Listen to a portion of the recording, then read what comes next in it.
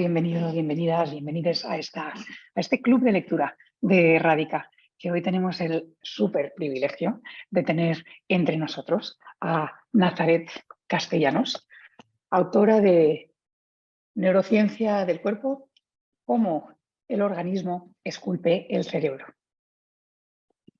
Pues Nazaret no necesita mucha presentación porque la conocemos mucho, pero para que siempre lo pongamos ahí, iremos a alguna parte. Nazaret es licenciada en Física Teórica y doctora en Medicina de Neurociencia por la UAM, máster en Neurociencia Computacional y Anatomía, Histología y Neurociencia.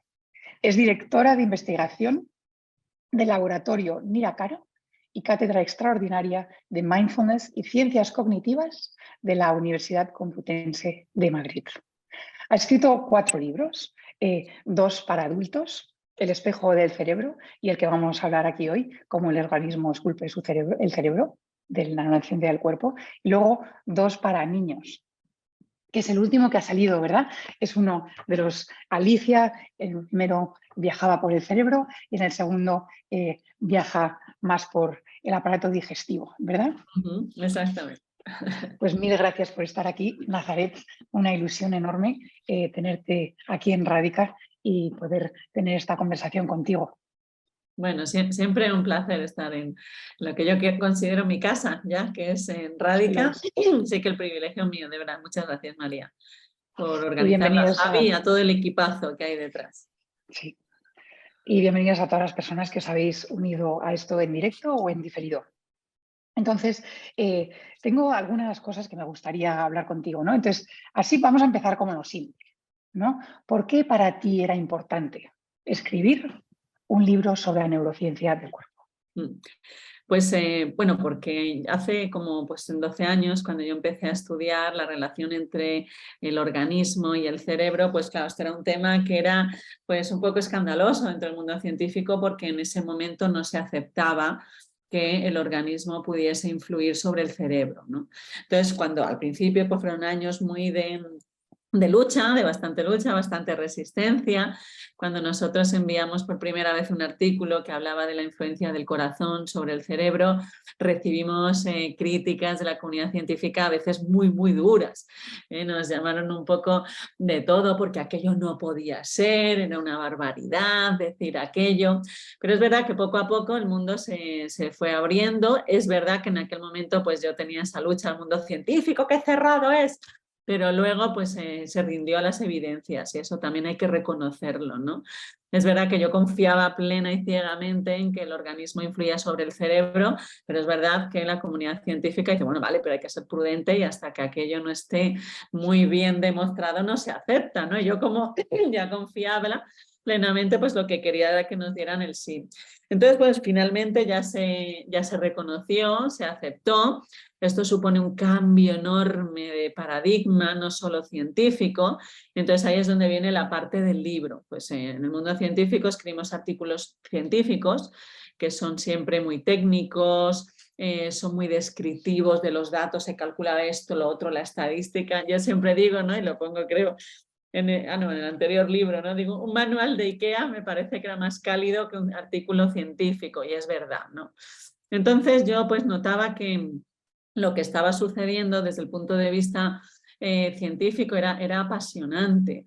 Estábamos viendo que es el organismo entero y no solo el cerebro, ¿no? Entonces, un cambio tan fuerte y sobre todo que tiene tantas implicaciones para nuestra vida, pues era algo que yo creo que debía extenderse.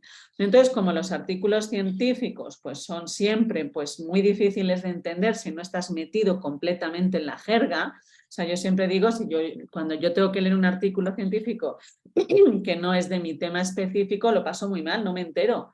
Y estoy metida en toda esa jerga, ¿no? Entonces yo siempre decía a mis hermanas son personas que tienen otras carreras, no tienen nada que ver con lo mío, ¿no? Pero yo decía, ellas nunca podrán leer un artículo que hago yo, ¿no? Y entonces esto no puede quedarse ahí, ¿no? Entonces yo creo que hay que divulgar, hay que difundir lo que se está haciendo, pero desde la rigurosidad.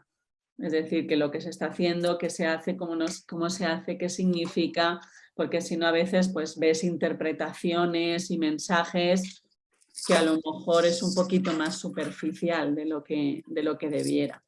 Entonces el objetivo era ese, ¿no? Pues también expresarme con esa forma un poco más humanista y transmitir pues, la belleza de lo que estamos estudiando ahora. Es gracioso porque has utilizado ciertas palabras. Ayer cuando pensaba en nuestra conversación, pensaba en el estereotipo de un investigador, porque va a ser un investigador. El estereotipo va a ser, primero, va a ser un hombre, ¿no? Luego, normalmente va a tener gafas, es el estereotipo que tenemos. Sí. ¿Vale? Bueno, yo las tengo, pero me las quito para... Ya llevas 0 de 2, ¿vale? El tercero que me salió, la típica cosa que busqué en Google. El tercero, normalmente cumples, pero hoy me has venido peinada, que es el pelo despeinado. No, hoy vengo muy despeinada, sabía que le ibas a decir. Ese es el único que yo cumplo. Mira, la gente siempre me dice, y se cree que es un piropo. Tienes el pelo de Einstein. Tener el pelo de Einstein no significa pero tener hoy el nos pelo has de venido más Einstein. peinada. Gracias. Hoy nos has venido más peinada y entonces yo tenía como pelo despeinado. Esto sí que Naza normalmente cumple, pero hoy no. Luego, otra cosa, dificultad para socializar. También entra dentro del estereotipo, que tampoco cumples ahí. Dificultad para explicar de una forma que los demás entendamos. Tampoco cumples ahí. Sí.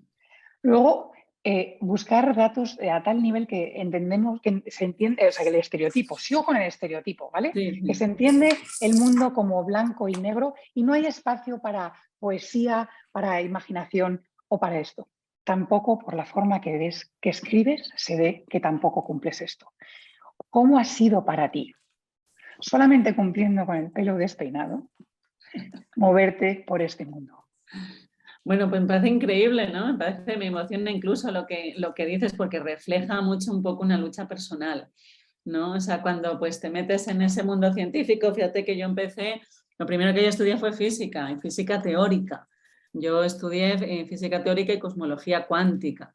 Y entonces yo hice 2 especialidades en la carrera y éramos, pues qué, 60 alumnos y había 2 chicas, ¿no? Que éramos pues mi amiga María y yo, ¿no? Entonces ya en ese mundo empiezas un poco como a sentirte un bicho raro, ¿no? Entonces, por ejemplo, algo que a mí me ha facilitado mucho, me ha ayudado mucho, ¿no? Fue entender qué pasa en el cerebro femenino y masculino, por ejemplo, con las matemáticas. ¿Por qué? Pues porque yo siempre había vivido como, eres un machote, eres un chicote, eres como un chico, eres como un chico. Y entonces ya digo, bueno, ¿será que yo tengo un cerebro masculino? Pues a lo mejor tengo yo un cerebro más masculino que femenino, ¿no? Hasta que ya empecé a estudiar y entonces empecé a ver que podemos hacer exactamente lo mismo utilizando diferentes redes. Entonces yo tengo un cerebro femenino que puede hacer lo mismo que hace un chico. Entonces eso de demostrar que las chicas somos igual a los chicos, y ¿cuándo vamos a demostrar que los chicos son igual a las chicas, no? O sea que esa sería esa parte. Entonces eso fue ya lo primero, ¿no? Vivir en un mundo de chicos, que te gusten las cosas de chicos, que te gusten las matemáticas, pues a mí, claro, me fascinaba, era un mundo que me encanta, ¿no? Y conocer la física, yo lo disfruté una barbaridad, pero esto era muy de chicos. Entonces luego te metes en investigación y son muchos chicos también, ¿no? Entonces yo lo que he ido viendo un poco es que yo me he sentido también muy presionada por lo que yo debía ser. Y entonces esto a lo largo de mi vida me ha causado muchos conflictos, ¿no? Luego pues yo estaba en un mundo muy técnico, la biotecnología, un mundo donde pues estudiamos la neuroimagen y a mí me gustaba darle siempre un toque muy humanista. Siempre me ha fascinado la poesía, me encanta la literatura, soy una apasionada, lo disfruto, me gusta mucho el arte y esto tampoco era típico, ¿no? Entonces una vez más era como... Entonces a lo mejor me he confundido de carrera. Tú sabes a veces que yo he pensado esto, pero en realidad sí que me gusta, pero es que también me gusta el otro, pero entonces ¿dónde estoy, no? Hasta que ya por fin, ¿sabes lo que me ayudó mucho? El mundo de la divulgación científica. Para mí, yo siempre digo a la gente, gracias, qué bien que cuentas cosas. Digo, pues la beneficiada soy yo, porque me permite estar en todos los mundos a la vez. Me permite estar en el mundo científico, me permite estar pues, en ese mundo de la física, de la medicina, pero me permite también hacerlo desde ese lado pues, mucho más humano. ¿no? Te tienes que poner en el lugar del otro, lo puedo mezclar con temas de la literatura, de la poesía, o sea, aquí no pasa nada, en lo que yo escriba en el libro es muy libre, mientras que un artículo científico no podrías en tu vida poner una referencia a la literatura o a la filosofía, ¿no? Entonces la libertad que te permite eso para mí ha sido muy sanador. Y entonces ahora pues estoy en todas partes y en ninguna, que yo creo que es la mejor posición, ¿no? Y entonces ahora me siento mucho más libre en ese sentido. Pero sí, me ha encantado eso de los estereotipos. Luego, por ejemplo, otra cosa, ¿no? El estereotipo de ser científico, que es como un loco, despistado, como un friki, una mujer, pues eso, que esa imagen que... No, o sea, ¿por qué, no? Hay que empezar a tirar esos estereotipos, yo creo. Sin duda, sin duda, sin duda, y gracias porque lo haces, ¿no? Con tu mera existencia lo haces. Ok, pues en este libro nos hablas de la neurociencia del cuerpo. Y estaba pensando que aquí lo hemos leído, a lo mejor nos podrías contar alguna cosa que se haya descubierto, que te haya gustado, que te haya tocado desde que escribiste el libro, que tenga que ver con la neurociencia del cuerpo.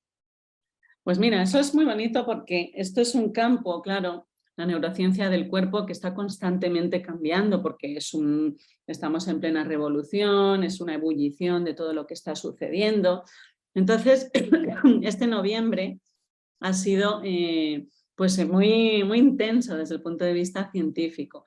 Entonces, una de las cosas que yo explico en el libro, porque me parece que es tremendamente importante, es cómo está representado nuestro cuerpo en el cerebro. ¿Vale? Entonces nosotros tenemos ahí la representación de nuestro cuerpo, donde sabemos que la cara es lo más importante, las manos son tremendamente importantes, pero dentro de la cara la boca, ¿verdad? Toda esa parte que tenemos, ¿no? Somos como yo pongo ahí en el libro Mick Jagger, ¿no? O sea, esta parte es fundamental. Y esto se sabía, se ha profundizado muchísimo más en los últimos años, pero justo en octubre se ha descubierto que dentro de toda esa parte que tiene registrada el cerebro, eso es la corteza somatosensorial, pues dentro de toda esa parte hay una parte que está involucrada solo en la postura. Y esto es maravilloso, porque ya no es el cuerpo como la suma de sus partes, la cara, las manos, el cuello, tal, lo que sea, sino el cuerpo como un todo, la postura, ¿no? Como esté. Si estoy así, si estoy así, o sea, lo tiene representado, lo que es el cuerpo, ¿no? Y esto a mí me parece que es absolutamente maravilloso. Es un gran apoyo, por ejemplo, a todo el mundo del yoga, o sea, la importancia que tiene a la corrección de la postura, al cómo caminemos, o sea, la postura corporal y la postura mental están íntimamente relacionadas. Y esto es fascinante, esto es muy bonito. Qué bueno, gracias por compartir este descubrimiento con nosotros. Ahora lo que te voy a pedir es que nos estamos acercando a Navidades. Y entonces, que nos digas, te voy a decir ciertas cosas, y entonces que escribas tu carta a Papá Noel siguiendo esas cosas. ¡Qué bueno! Las entrevistas Entonces, de María son siempre divertidísimas. Entonces, ¡Qué grande, qué grande!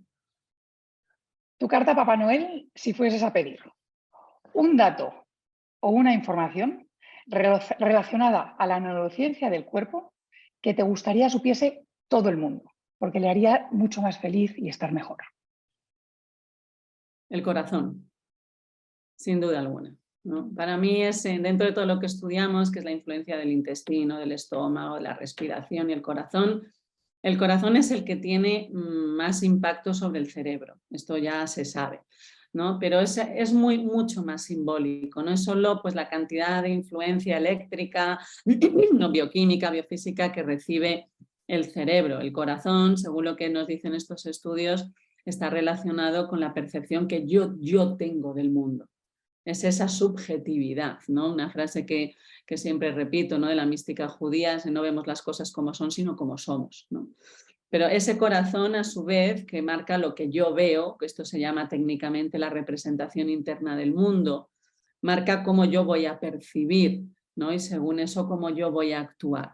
Pero ese corazón es moldeable también. Ese es un corazón que no es que sepa lo que es bueno o es lo malo.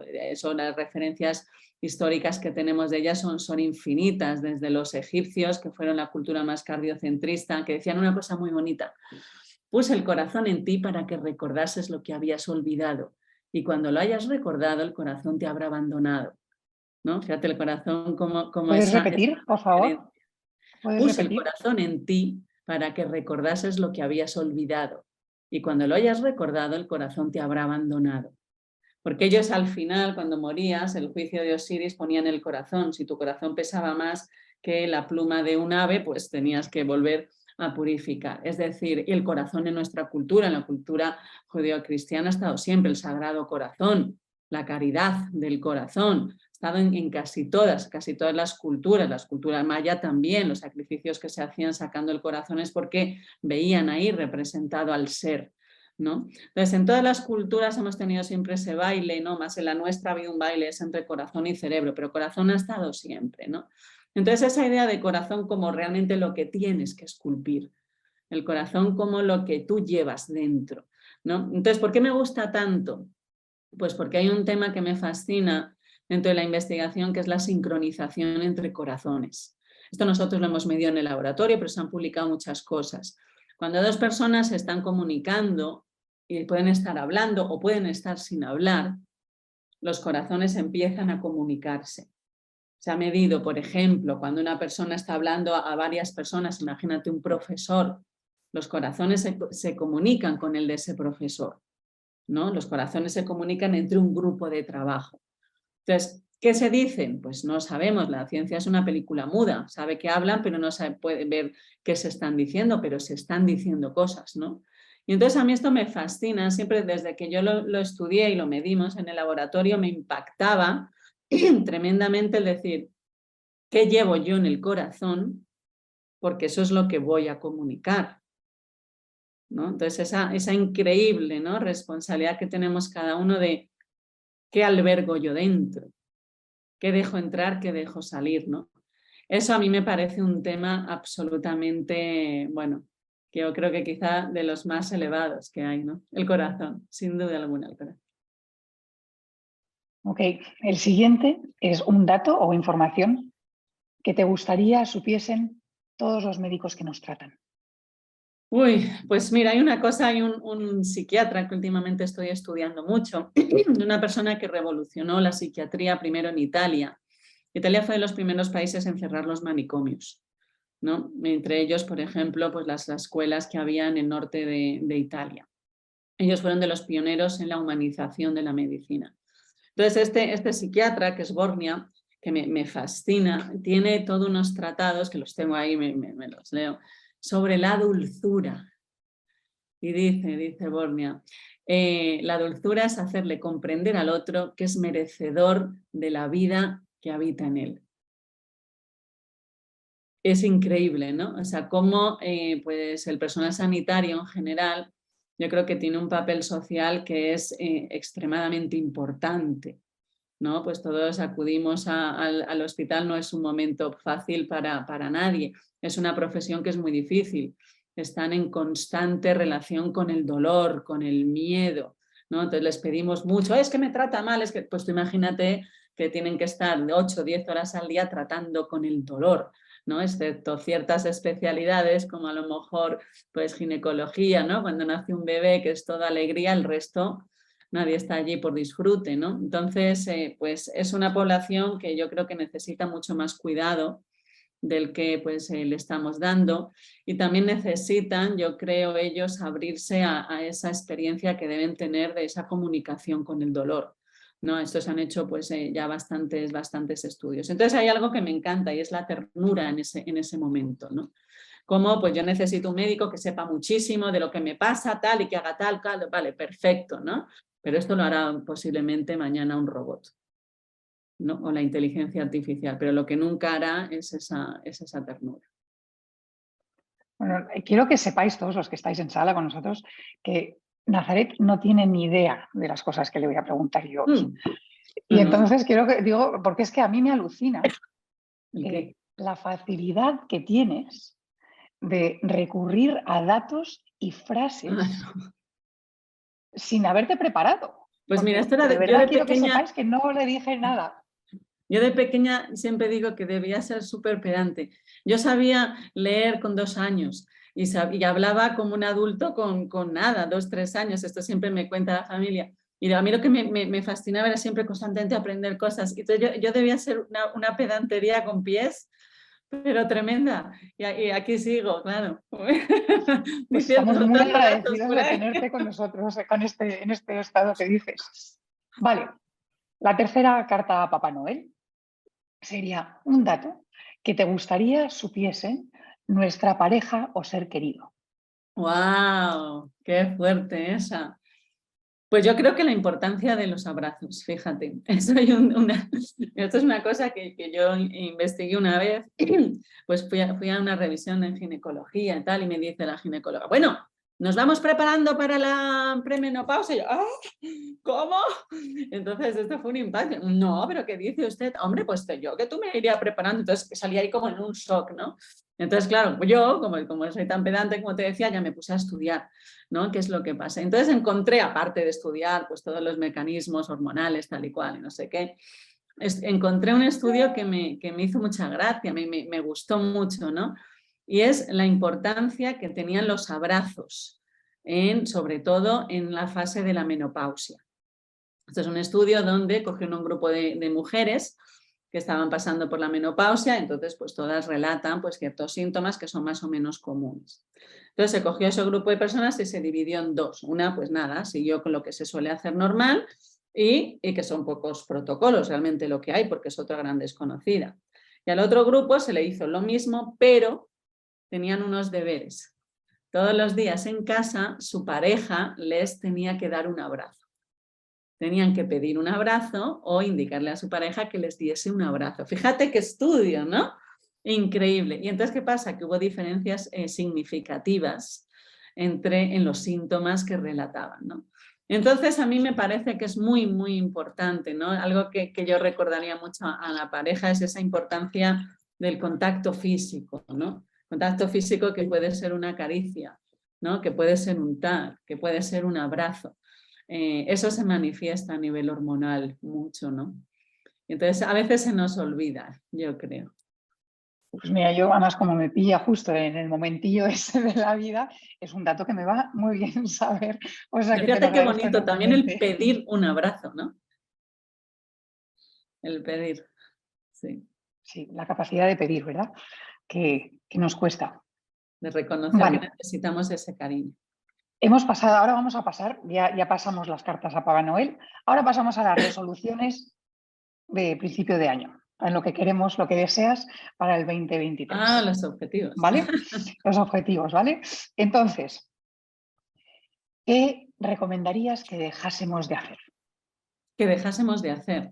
Siguiendo neurociencia del cuerpo, ¿vale? Sabiendo lo que sabemos de Sí, neurociencia del cuerpo, absolutamente. ¿qué hábitos son los que más nos perjudican? Pues bueno, de los que más perjudican, pero un hábito que a mí siempre me sigue asombrando es los malos hábitos que hay en cómo comemos, ¿no? Hay algo, ¿no? Por ejemplo, ahora, ¿no? Que bajo más a la gran ciudad, ¿no?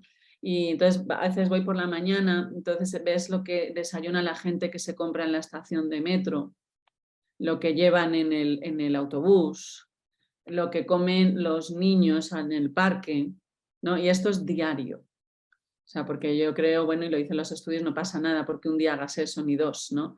Pero si todos los días haces eso, ¿no? Pues estás aumentando, ¿no? Esa probabilidad de que pues, tu gestión emocional sea completamente difícil. Los días normalmente no son fáciles, ¿no? Mira, otro día leí una cosa de Goethe que me encantó.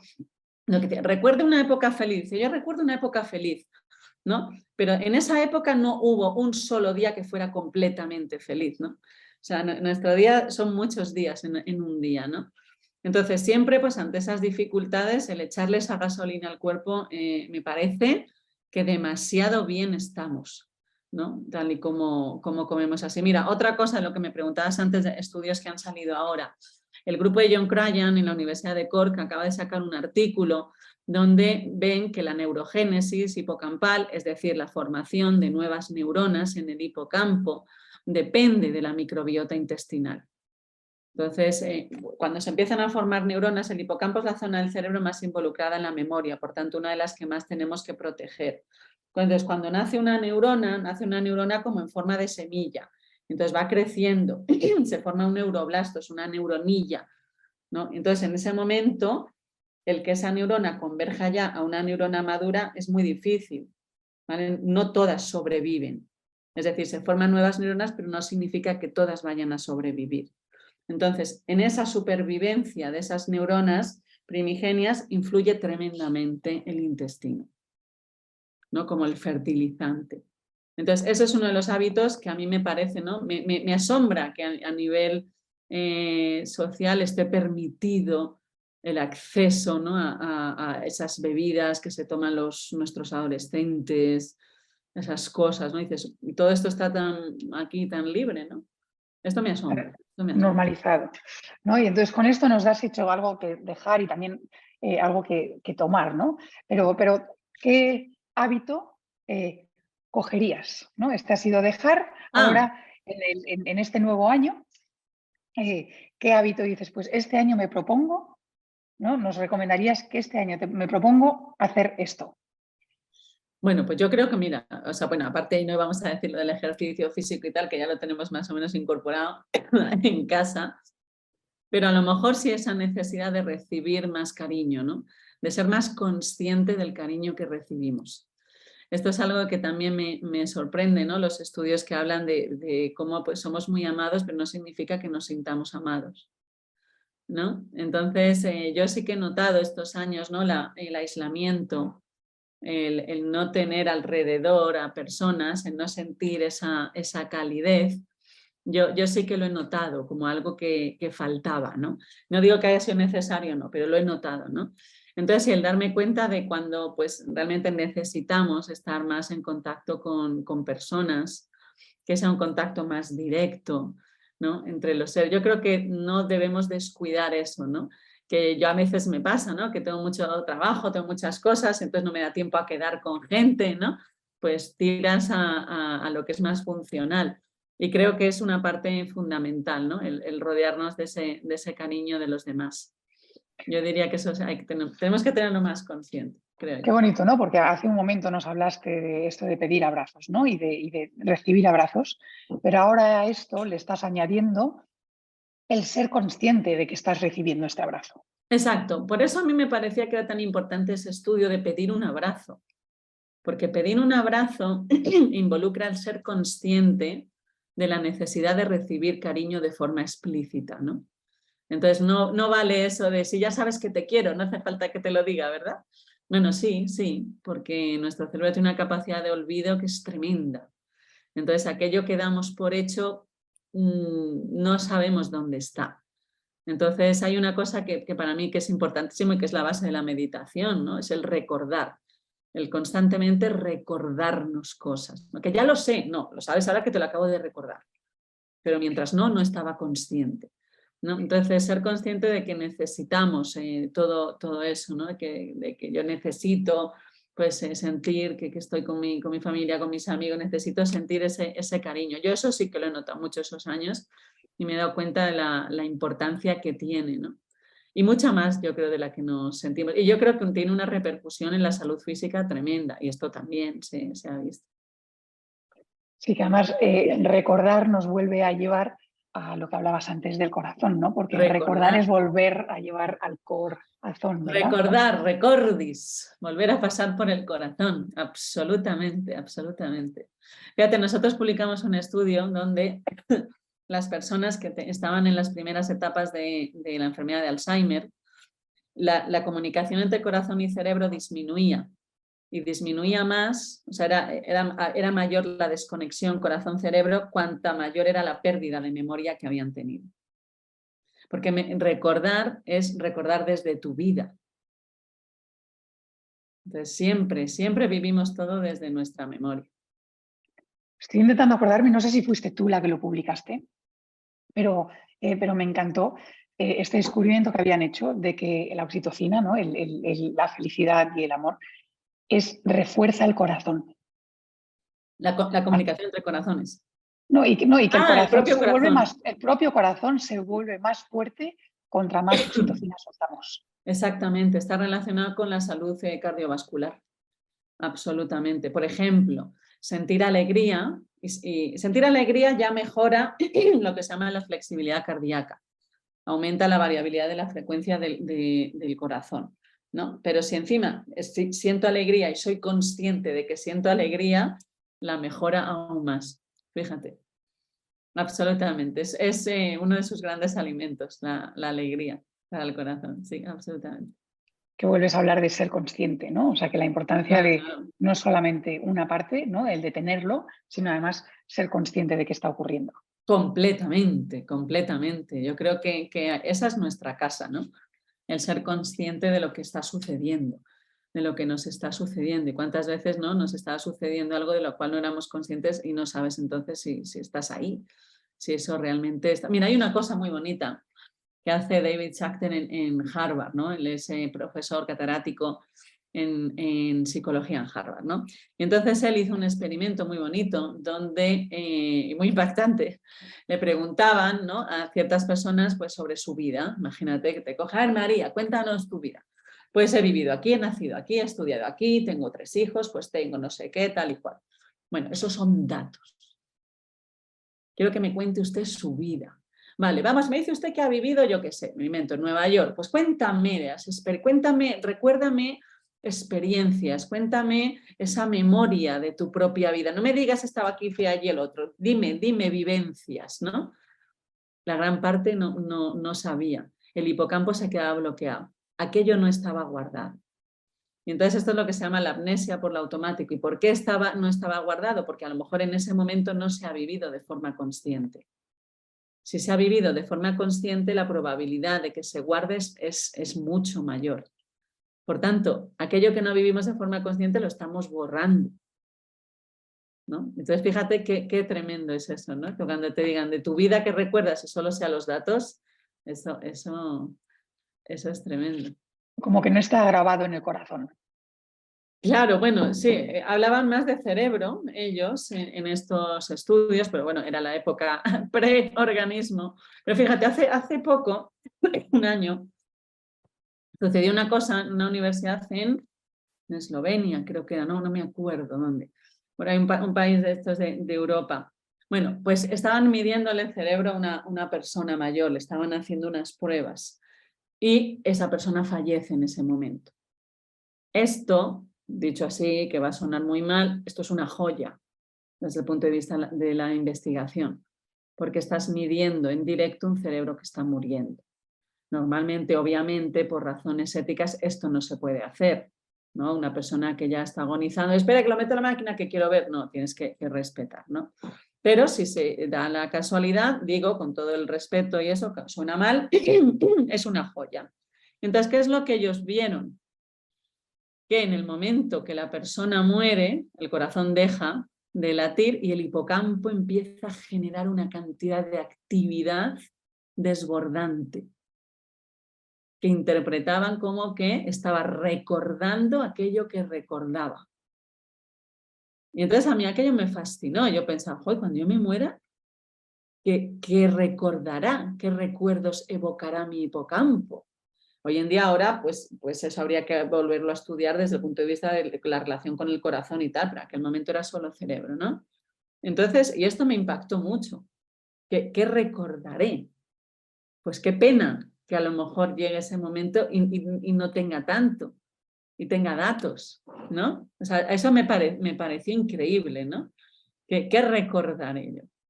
Será impresionante. Y además es lo que siempre se ha dicho, ¿no? Que en ese momento se te pasa Exactamente, como tu vida por delante. exactamente, exactamente. Sí, es muy curiosa, ¿no? La ciencia, otra que tú hablabas de los estereotipos, ¿no? Que pues este miedo a relacionarse con lo espiritual y tal, y va como ciega ahí, ¡pua!, dándose de bruces porque no lo quiere, pero llega a lo mismo, ¿no? Y entonces de repente, no, pues esto lo decía tal, ¡ah! Y dice, ya. Pero lo curioso es que llegan a ellos sin pretenderlo, ¿no? Y entonces es como muy bonito, ¿no? Yo creo que el conocimiento pasa por encima de los sesgos humanos una y mil veces, ¿no? Pues mira, es justo donde vamos ahora. Ajá. porque una de las cotidianas me mira como a ver dónde me lleva esta hora. Entonces, una de las cosas que me encanta de cómo escribes es, ¿no? O sea, que yo me siento como transportada a cómo se escribía en otra época.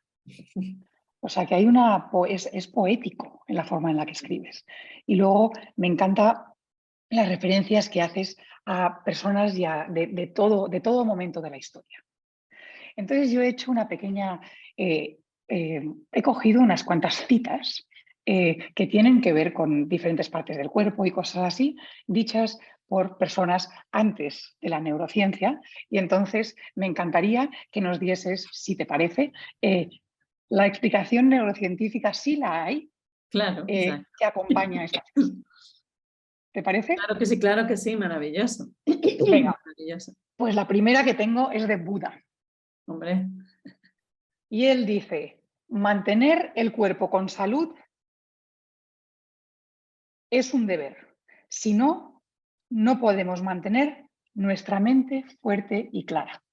completamente. Y eso me encanta, sabes que el Buda fue muy criticado cuando acepta aquel tarro de arroz con leche, se piensa, ¿no?, que le ofrece una niña después de haber estado sacrificando su cuerpo con el ayuno y tal, ¿no? Y entonces, que me gusta es porque muchas veces en los mundos a lo mejor de la meditación o de ciertas formas de espiritualidad son mundos también muy mentales. Es decir, el yoga sí que lo tiene mucho más incorporado, pero yo he conocido personas, auténticos meditadores, que tienen un absoluto descuido de su propio cuerpo. O sea, es una desconexión total, ¿no? También se ve pues, en muchas personas, a lo mejor en el mundo intelectual. Cuidar el cuerpo es casi pues, algo bajo, ¿no? Es como frívolo, les rebaja ese nivel. Y estoy completamente de acuerdo con el Buda. O sea, si tú no cuidas tu propio instrumento, vamos, yo no sé qué música vas a esperar que suene, que suena bien, pero yo creo que es indispensable, ¿no? Esa relación que hay entre la mente y el cuerpo, son completamente inseparables. Entonces, cuidar el cuerpo es cuidar nuestros procesos mentales, absolutamente. Ok, va la próxima. La próxima tiene que ver con el corazón. Ya nos has hablado bastante del corazón, o sea que vamos a lo mejor a repetirnos, o a lo mejor vas a ser breve. Esta viene de Francisco de Quevedo. ¡Hombre! Tú ya sabes que amo a ese hombre. No, es fascinante. Es un personaje que me tiene loca. Absolutamente. Soy una fanática. Los que de corazón se quieren, solo con el corazón se hablan. ¡Ah, maravillosa! Maravillosa. ¡Qué buena! Esa no la sabía. Esa no la sabía. Pues mira, claramente, ¿no? Hablamos de la relación entre corazones, ¿no? Por ejemplo, ¿no? Pues algo que puede ser ahí muy, muy representativo es la comunicación entre los corazones madre e hijos.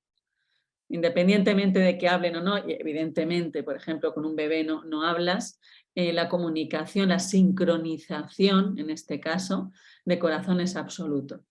O sea, son los corazones los que hablas. Tú estás con tu bebé o con tu hija en brazos, no estás diciendo nada y los cuerpos están hablando completamente, completamente. Quevedo era un absoluto sabio y un genio. Ok, la próxima también tiene que ver con el corazón. Y esta es de Blaise Pascual. Ah, hombre. Y él dice, el corazón tiene razones que la razón no. ignora. O desconoce, sí. Exactamente. Bueno, él era también, ¿no?, un grandísimo defensor cardiocentrista y yo creo que habla mucho de esa sobreidentificación que tenemos con lo racional, con lo lógico, con el pensamiento, ¿no?, e incluso con lo consciente. Yo creo que si solo nos vivimos en esa parte, vivimos solo en la punta de un iceberg, ¿no?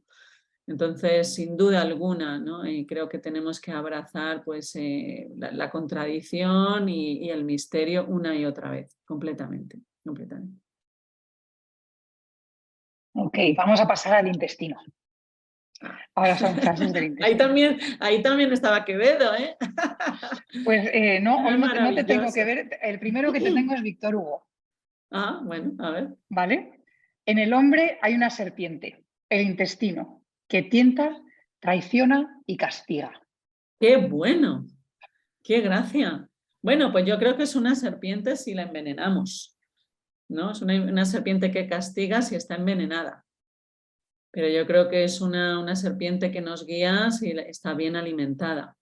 Entonces yo creo que sí, que hace muy buena referencia, yo creo, ¿no? A cómo, pues, el cómo estamos comiendo, ¿no? A lo mejor esa salud intestinal se puede convertir en una serpiente, evidentemente, como él dice, ¿no? Sí, sí, qué interesante, qué buena esa. Ok, la próxima es de Cicerón.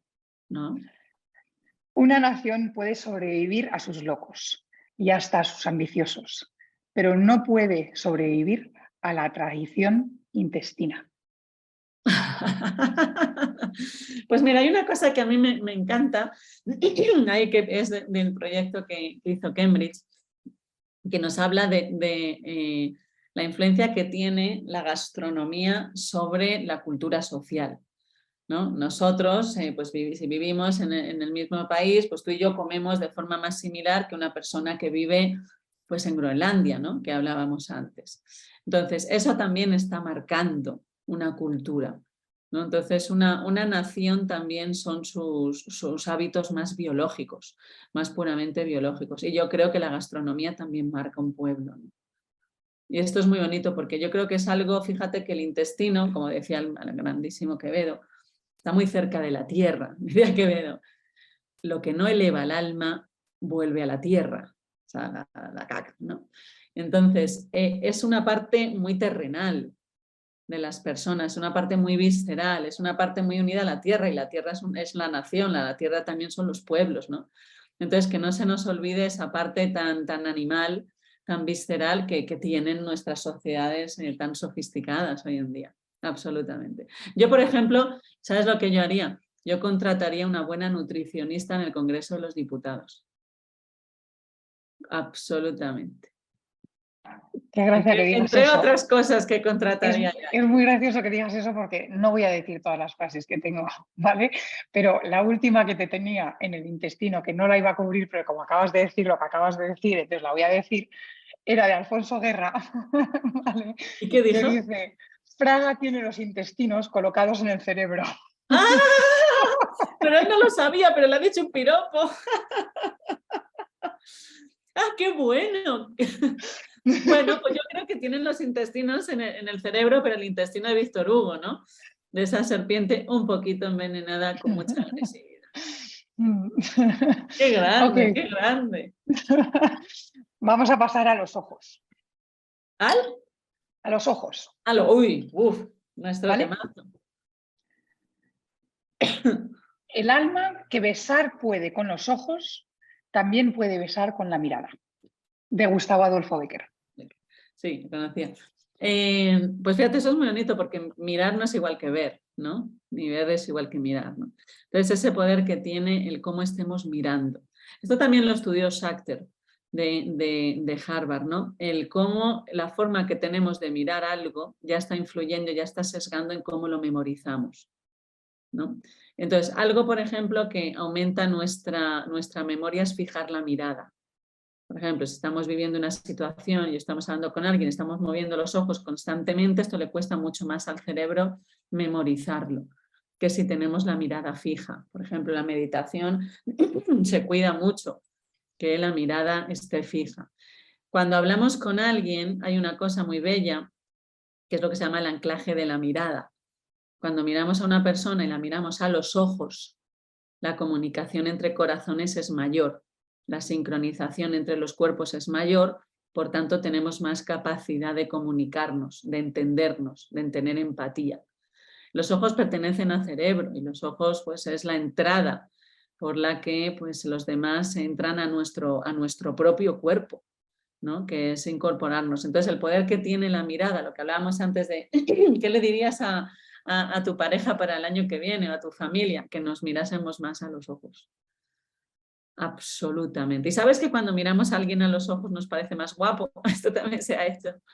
Se han hecho estudios donde dice, a ver, valore a esta persona. ¿Cómo de guapo le parece? Y cuando lo mirabas a los ojos era mayor. Hay algo ahí en esa comunicación de mirarse a los ojos, ¿no? Que también hemos perdido mucho. Ok, tiene un poquito que ver con lo que acabas de decir. Este es de Alexander Pope Y de Alexander Pope. Voy. ¿Vale? No hay cristales de más aumento que los propios ojos del hombre cuando miran su propia persona. ¡Guau! ¡Qué bonito! ¡Qué bonito! Qué bonito cuando mira su propia persona. Mira, leía una de Cortázar, ¿no?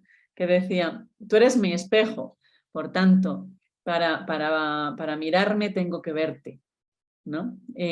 Absolutamente. Yo creo que nos reflejamos mucho en los demás. O sea, yo me percibo a mí cuando estoy comunicándome con el otro. Mira, hay un estudio también espectacular que hizo Londres, donde veían que cuando miramos a los ojos a alguien, estamos viendo nuestra imagen reflejada en sus ojos.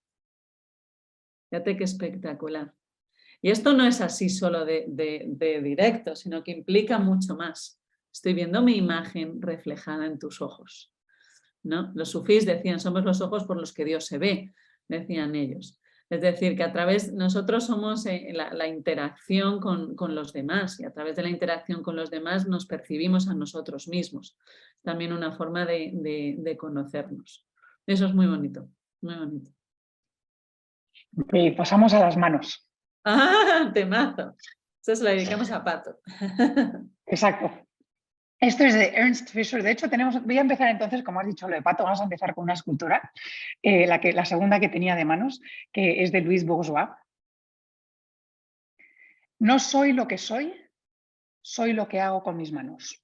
¡Qué bonito! Bueno, pues fíjate, como en la representación de nuestro cuerpo en el cerebro, decíamos que lo más importante es la cara y las manos, ¿no? Y esto es algo que tú y yo pues habíamos mencionado muchas veces, que cuando me toco la cara, es mi cara la que toca las manos, porque para el cerebro la referencia son las manos, ¿no? Y no el resto. Entonces, fíjate cómo utilizamos, ¿no?, las manos constantemente. Yo creo que allí pues hay mucho, hablando desde esa parte pues más biológica, más corporal, la unión que tenemos con nuestras manos, la expresión, lo que queremos decir, ¿no? Pero también lo que es la acción, ¿no? Una cosa es a lo mejor pues el cómo nos vivimos, cómo representamos, y otra es cómo llevamos a cabo todo aquello que creemos llevar dentro, ¿no? Entonces la acción es algo que también es algo que yo creo que debe requerir de bastante reflexión, ¿no? De qué hacemos, qué no hacemos, ¿no? Y es sorprendente porque yo creo que nos vivimos como que hacemos más o menos de lo que realmente hacemos. Eso es muy, muy bonito. Muy bonito. Me estás haciendo pensar, el otro día estuve en un taller que hablábamos de límites entre las personas y esto, y aparte de dar la mano, así como cuando dos hombres se conocen o cuando no, pero dar la mano, como coger la mano, eso no lo haces con todo el mundo. O sea, que cuando conoces menos a una persona, les vas a coger quizás el brazo, pero no es con todo el mundo que te coges de la mano. Mira, ha salido un artículo hace un mes que han hecho unos experimentos con vídeos. Entonces resulta que cuando conocemos a alguien y le damos la mano, pues, de forma no consciente, luego nos llevamos la mano a la nariz y coincide, acompasas el movimiento con la inhalación, con la inspiración. Si yo le doy la mano a una chica, y yo soy heterosexual, si yo le doy la mano a una chica, me llevo a la nariz la mano que ha tocado a la chica para intentar conocer a esa persona, ¿vale? Pero esto inconscientemente. Y entonces me llevo la mano en el momento que inspiro. Si yo le doy la mano a un chico, me llevo la mano contraria. ¿Para qué? Para yo percibir cómo yo he reaccionado ante ese chico. Fíjate qué tremendo. Lo que pasa es que esto se está perdiendo. ¿Por qué? Porque ya no hay información, ya no hay tanta información en ese estrechamiento de manos. Somos muy limpios, demasiado limpios. Entonces es algo que ya el cerebro no hace porque no detecta nada. Se está perdiendo. Fíjate qué interesante. Y sí, lo de dar la mano, cuidado, porque oye, es tu mano, es la parte más importante del cuerpo para el cerebro, nos vamos a dar a cualquiera. Absolutamente. Ok, hemos hablado bastante de manos, entonces vamos a pasar a la última parte, que es la respiración. Hombre. Aristóteles. El aire es tu alimento y tu medicamento. Exactamente. Bueno, es que Aristóteles, ya sabes, que era el padre de la biología, ¿no? Aparte de pues, lo que representa para la física, para la filosofía. Él, sabes que cuando ya le echan de la academia, quitan a Platón, él se va a una isla por ahí, pequeñísima, y se dedica a acompañar a los pescadores para poder diseccionar a los animales, porque era una cosa que le fascinaba, ¿no? La anatomía. Entonces él era un gran defensor, que esto también se refleja mucho en la obra de Platón, de la respiración, ¿no? El cómo inspirar, como él decía, el propio Platón, ¿no? Que la respiración es como esa especie de acordeón que mantiene el alma dentro del cuerpo, ¿no? Y entonces en el momento que aquello cesa, ese movimiento cesa, ¡pum!, se escapa, ¿no? Pero bueno, la respiración que ha estado presente en tantas y tantas y tantas culturas, incluida la nuestra, Galeno, Avicena y Hipócrates también eran grandes defensores de que había que tener en cuenta la respiración, pero luego pues ya se pierde en el siglo XVII y nosotros hemos heredado un poco eso. Pero pues hoy en día es verdad que se está reconociendo científicamente la importancia que tiene la respiración para los procesos mentales. No evidentemente la importancia de la respiración para mantenernos, sino para la atención, para la memoria, para la gestión de las emociones. Es una herramienta que, fíjate, no es la parte del cuerpo que más influye en el cerebro, que es el corazón, pero sí es la más importante porque es de la que tenemos un acceso directo. Es decir, yo me puedo poner a respirar ahora mismo de una forma o de otra, pero yo no puedo hacer nada con mi digestión aquí en este momento. Eso es un poco más, pues mi dieta, ejercicio físico, tal, es más transversal. Pero la respiración, si de repente pues viene una situación que va a ser estresante para mí o lo que sea, ¿cómo respiro? Pues me sirve para que me active más o me active menos. Es el tema que nosotros estamos ahora más centrados, hemos publicado unos artículos y esta misma mañana estábamos analizando la importancia de las fosas, ¿no? El otro día lancé en Instagram una encuesta, ¿qué fosa tienes más taponada? Porque resulta que nos dábamos cuenta que gran parte de las personas utilizan más la fosa derecha casi como un interruptor. Y entonces, efectivamente, ¿no? La gente contestaba y dice, bueno, la fosa derecha, ¿no? ¿Por qué tenemos dos fosas derechas? Eso nunca se ha estudiado. O sea, ¿por qué tenemos dos fosas? Nunca se ha estudiado, ¿no? Entonces, el poder que tiene analgésico la respiración lenta, pues nosotros estábamos midiendo marcadores inmunes de inflamación, marcadores de nociorrecepción, de dolor, ¿no? Y cómo eso cambia cuando empiezas a respirar de forma lenta durante 10 minutos. O sea, es un recurso increíble, increíble.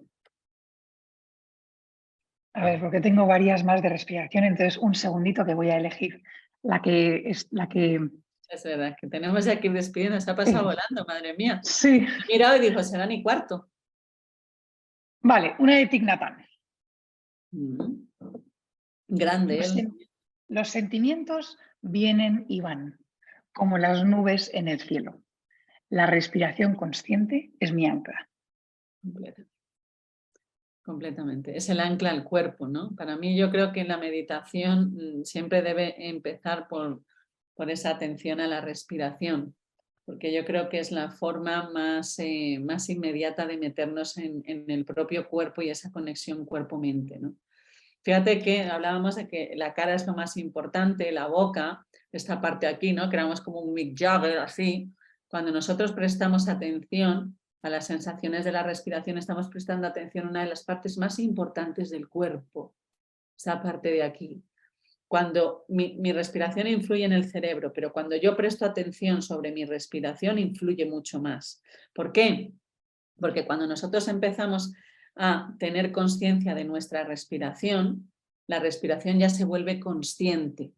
Es decir, no se maneja desde zonas profundas del cerebro, que es automática, yo no hago nada para respirar, sino que de repente, al ser consciente de ella, ya tomo un control voluntario. Por eso esa transición de observa la respiración sin alterarla. Al principio es imposible, porque para cuando toma el control consciente, haces una inspiración para conectarse, ¿no? Hacia la corteza frontal, pero luego ya sí. Entonces, en ese momento el impacto es mucho mayor y es la conexión con el propio cuerpo, ¿no? Ese vaivén, ¿no? Los mantras, por ejemplo, suelen estar acompasados a un patrón respiratorio. sí, la respiración absolutamente como ancla o como vuelta a casa, ¿no? Que se ha dicho tantas veces. Millones de gracias, Nazaret. La última Gracias. pregunta, si quieres adelantarnos, primero agradecerte todo este rato, porque espero que las demás personas también, yo sé que me lo he pasado bomba contigo y he aprendido muchísimo. ¿Quieres adelantarnos cuál es tú o uno de tus próximos proyectos? Pues ahora de momento, mira, tenemos que entregar el proyecto de investigación, tenemos una fecha en mayo, estamos súper ahí metidos en el laboratorio, muchos cálculos matemáticos y nada, y seguir compartiendo, que lo disfruto mucho, que aprendo yo un montón y nada, y seguir. Millones Muchísimas gracias. de gracias a todas por compartir este ratito. Y a ti, Sí, María, de no, todo Radica. gracias. Sí, millones de gracias. Gracias a todos los que habéis estado aquí con nosotros. Gracias, Naza, por siempre ser como una fuente interminable de conocimientos y frases y datos. Interminable pedantería. Para nada, porque además lo haces siempre con esta sonrisa y esta pasión que es contagiosa. O sea que haces que sea contagioso las ganas de aprender más, de conocer más y de adentrarte en este mundo que es el cerebro. Pues millones y millones de gracias a todos. Mira, desde Dominicana, desde todos lados. Millones de gracias. Un besito. Un abrazo fuerte, un abrazo a todos y hasta pronto.